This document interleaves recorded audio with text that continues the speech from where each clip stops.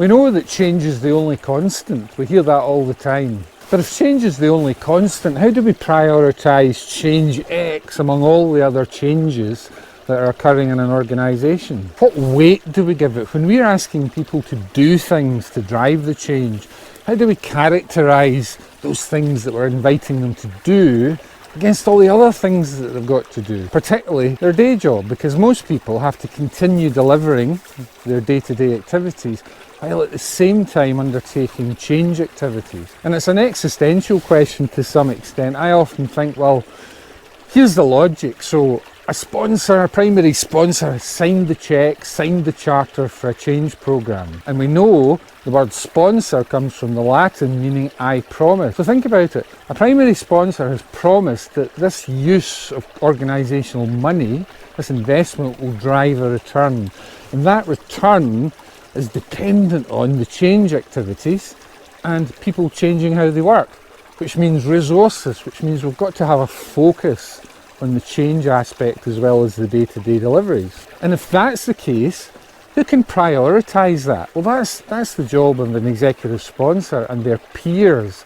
They can prioritise it. And so sometimes in an organisation I hear, especially from end users and managers who are busy delivering their day-to-day work, they say, well, you know, I'm too busy to undertake these activities. How do I know how to prioritise them? Some even say, well, I'm not going to prioritise it. I've got my day job, that's what I'm going to do. So it all comes down to active and visible executive sponsorship. Those sponsors, having made that decision, having made that financial investment and expecting a return from it, have to clear the way, have to motivate, have to engage, have to mandate and support their people to undertake the activities that are going to happen. Because adoption doesn't just happen by magic. When we talk about the burning platform from Cotter, you can see his quote above. Just because it has to happen doesn't mean it will happen, or it'll happen effectively, or that people will be using it in the way that they should be to drive that return of investment. So I always invite sponsors to consider, well, if you say you're too busy or your people are too busy to undertake these change activities,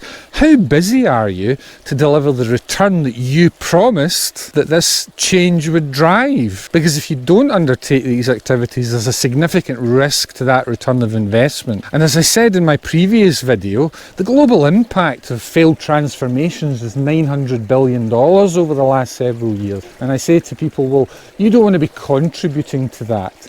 Because, as we know, the reason that $900 billion was wasted was lack of change management, lack of taking the time to undertake the activities necessary to drive adoption, to drive people to make a personal decision to embrace, adopt and use that change. And ultimately, it's about prioritising the activities that are underway in an organisation and making sure that the change gets the weight, the support, the focus that is required to make it successful. So I know from past experience, if I put my name on a piece of paper that says we will get a business benefit from this particular change, and that benefit is mostly dependent on people changing how they work, I know I've got to invest resources in it. Now we know there's a discipline to help with that. It's called enterprise change management. And ultimately, enterprise change management is about managing a portfolio of change across the organisation with appropriate weight, with appropriate focus on each one, a prioritisation of change A against change B against change C, because every one of them, if they're people dependent, require people to do extra stuff. There are many reasons why an active and visible executive sponsor is the number one factor in a successful change programme, but that's one of them, because it's only they and their peers, the leaders of an organisation, who can mandate and support their people to undertake the work that's required to make sure the change is successful. If they don't do that, the change is unlikely to be successful. See you later.